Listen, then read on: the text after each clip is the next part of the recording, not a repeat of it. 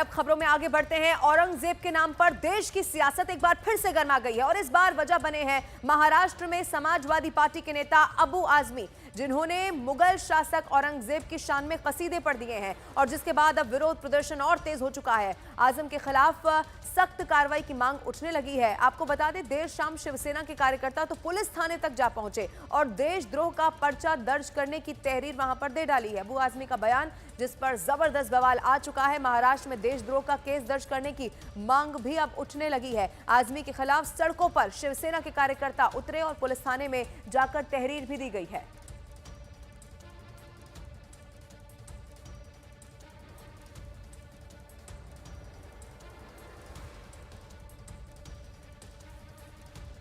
अबू आजमी ने औरंगजेब पर बयान दिया, न सिर्फ बयान दिया बल्कि उनकी शान में तारीफ में कसीदे पढ़ते हुए दिखाई दिए और उसी के बाद देश की सियासत एक बार फिर से गर्मा गई है। और आपको बता दें कि महाराष्ट्र में समाजवादी पार्टी के नेता अबू आजमी की वजह से ये सब कुछ हुआ, जिन्होंने मुगल शासक औरंगजेब की शान में कसीदे पढ़ दिए हैं। और फिर क्या था, विरोध प्रदर्शन और तेज हो गए। आजमी के खिलाफ सख्त कार्रवाई की मांग उठने लगी है। देर शाम की तस्वीरें भी आपके सामने हैं, जब शिवसेना के कार्यकर्ता पुलिस थाने तक जा पहुंचे।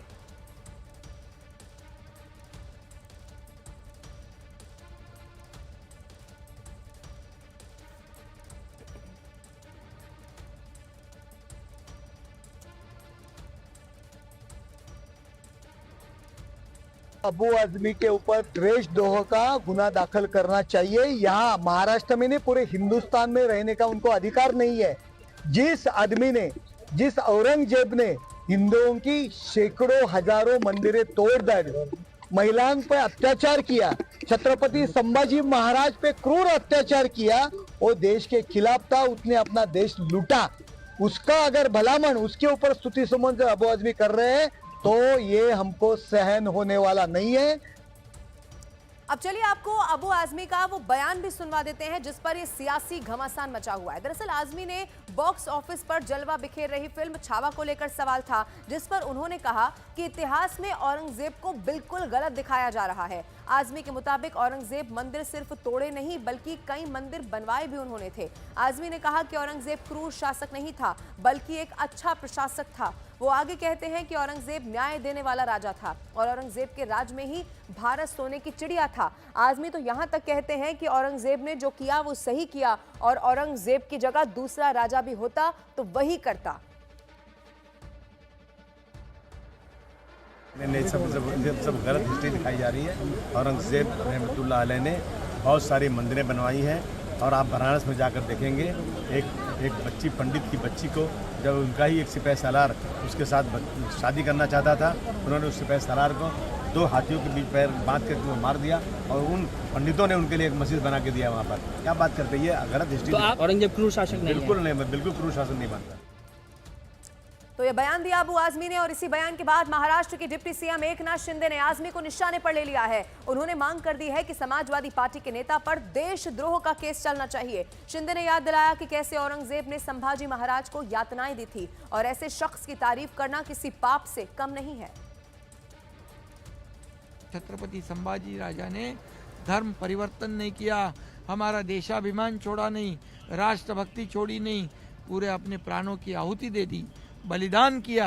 ऐसे छत्रपति संभाजी महाराज ये हमारे देवता है, राष्ट्र पुरुष है और ये राष्ट्र पुरुषों का अपमान करना ये बहुत बड़ा गुनाह है।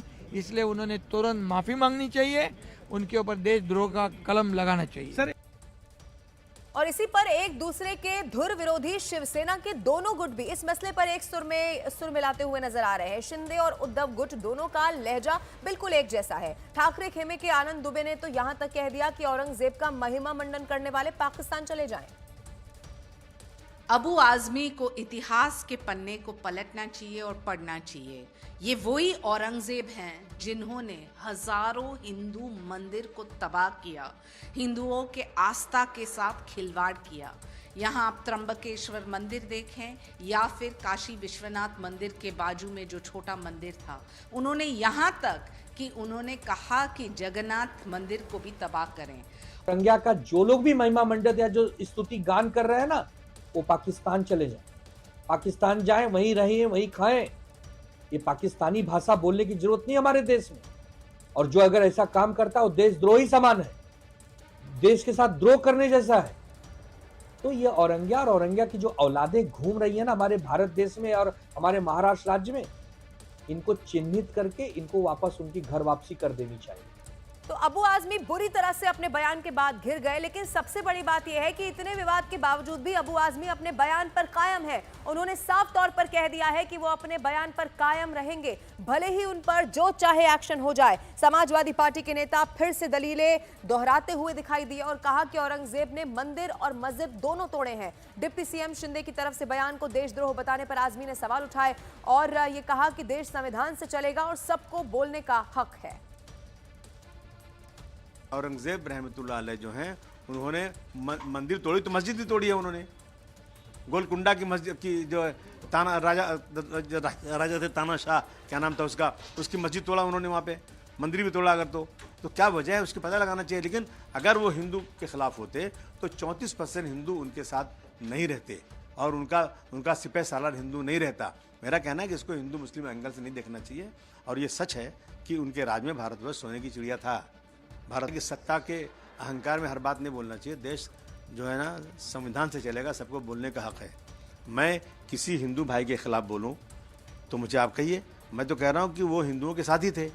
उन्होंने 34% हिंदू उनके साथ, उनके उसमें रियायत उनमें थे, उनके सरकार में थे।